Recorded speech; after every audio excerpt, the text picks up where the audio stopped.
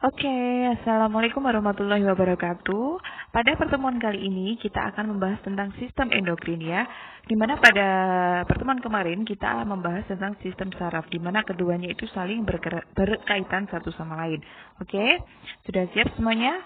Bismillahirrahmanirrahim. Kita akan membahas definisi terlebih dahulu dari sistem endokrin. Di mana sistem endokrin itu merupakan penghasil dan juga mengatur hormon. Disebut sebagai kelenjar buntu yang mengirimkan hasil sekresinya dalam darah dan beredar dalam jaringan kelenjar, di mana hasil sekresinya tersebut disebut sebagai hormon. Apa yang dimaksud dengan sekresi itu?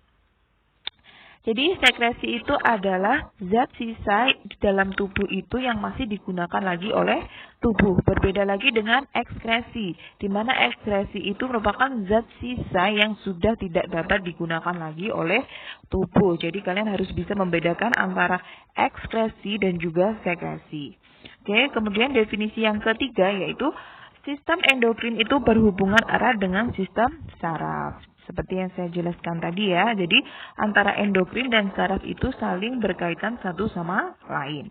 Kemudian sistem endokrin itu bekerja dengan sistem saraf, yang dimana mereka keduanya itu disebut sebagai neuroendokrin ya.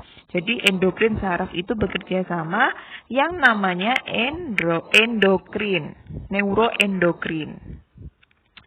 Next, nah ini merupakan gambar dari sistem endokrin yang ada di tubuh kita ya. Jadi setiap organ yang ada di tubuh kita itu memiliki sistem endokrin yang berbeda, fungsinya juga berbeda ya. Tapi keterkaitan antara satu sama lainnya. Dimulai dari otak di hipotalamus itu. Kemudian sampai ke organ seks. Seperti itu.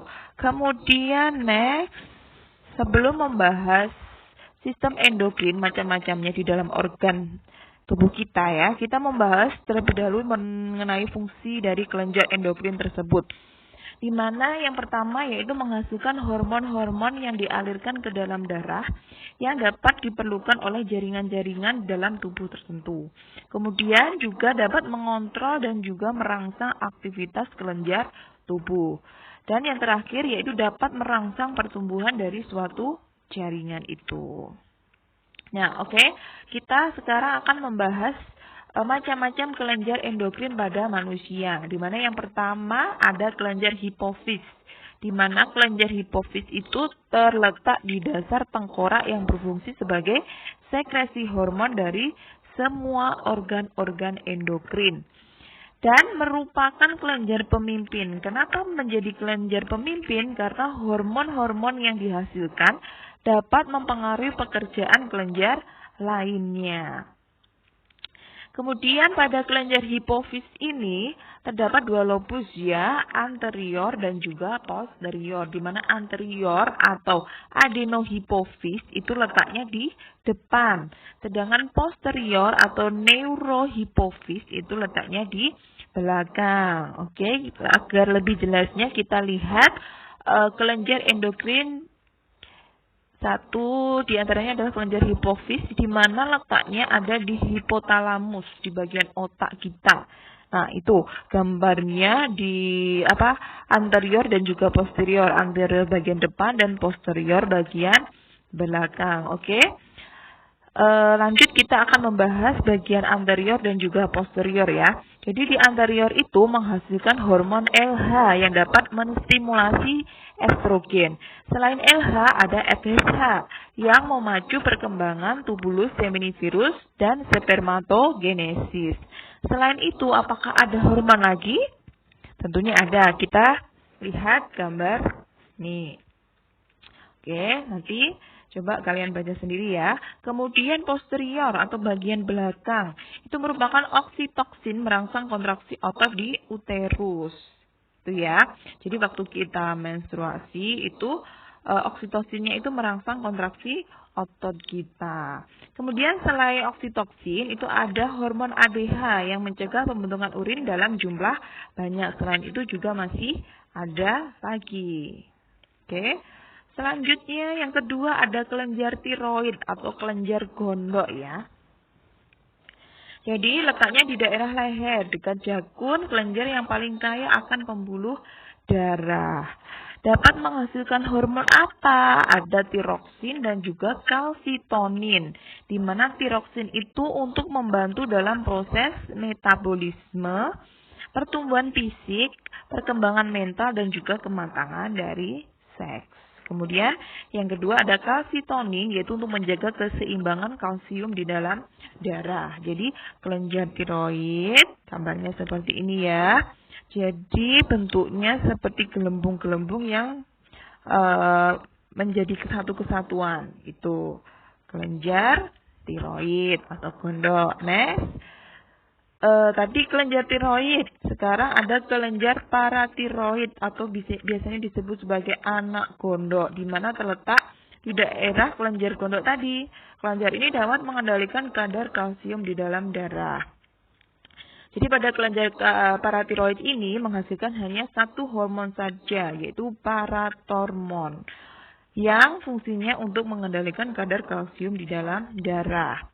Jadi kelenjar gondok dan juga kelenjar anak gondok ini tempatnya dalam satu ya, maksudnya dia satu kesatuan tapi bagiannya yang berbeda. Jadi kalau tiroid tadi berwarna merah, yang bergelembung itu tadi berwarna merah, sedangkan paratiroid itu bagian kuning. Oke, tapi masih dalam satu tempat ya. Oke, kemudian lanjut ada kelenjar adrenal, yaitu anak ginjal, terletak di atas ginjal ya. Dan itu terdiri dari dua bagian ya. Itu ada medula dan juga korteks. Di mana korteks itu menghasilkan dua hormon. Ada androgen yang fungsinya membentuk sifat kelamin sekunder pada laki-laki. Kemudian glukokortikoid untuk mengubah protein menjadi glikogen. Itu di korteks. Kemudian sedangkan di medula itu menghasilkan satu hormon. Ada hormon adrenalin, yaitu untuk mengubah glikogen dalam otot menjadi glukosa di dalam darah. Untuk memperjelas kelenjar adrenal atau anak ginjal itu bisa dilihat seperti gambar di samping ini. Jadi letaknya di atas, pas di atas ginjal ya. Oke, lanjut. Oke, yang kelima ada kelenjar timus atau biasanya disebut kelenjar kacang.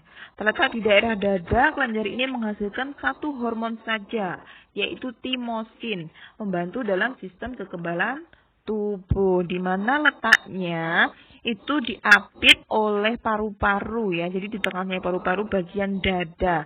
Dan bentuknya seperti gelembung-gelembung tadi ya, seperti anak gondok tadi, melainkan ini berwarna kecoklatan. Itu timus. Kemudian next ada kelenjar pankreas atau Langerhans yang terletak di daerah ventriculus atau lambung. Kelenjar ini menghasilkan dua hormon ya, ada insulin dan juga glukogen. Insulin itu mengubah glukosa menjadi glikogen pada hati, sedangkan glukogen itu mengubah glikogen menjadi glukosa. Jadi lebih jelasnya lagi kita lihat gambarnya seperti ini. Itu merupakan kelenjar pankreas. Nah, itu ya. Seperti itu. Kemudian next, nomor 7 itu ada kelenjar gonad atau biasanya yang disebut sebagai kelenjar kelamin. Oke, jadi kelamin itu nanti ada pada wanita dan juga ada pada laki-laki, di mana terletak di daerah perut atau pada wanita dan atau buah zakar dalam skrotum itu pada laki-laki. Kelenjar ini juga menghasilkan hormon berbeda bagi wanita dan juga laki-laki. Jadi berbeda ya hormonnya. Jadi kita jelaskan sekarang pada wanita. Jadi kalau pada wanita itu menghasilkan hormon estrogen dan juga progesteron, di mana estrogen itu menentukan ciri pertumbuhan kelamin sekunder, sedangkan pada progesteron itu menebalkan dan memperbaiki dinding uterus. Berbeda lagi dengan laki-laki.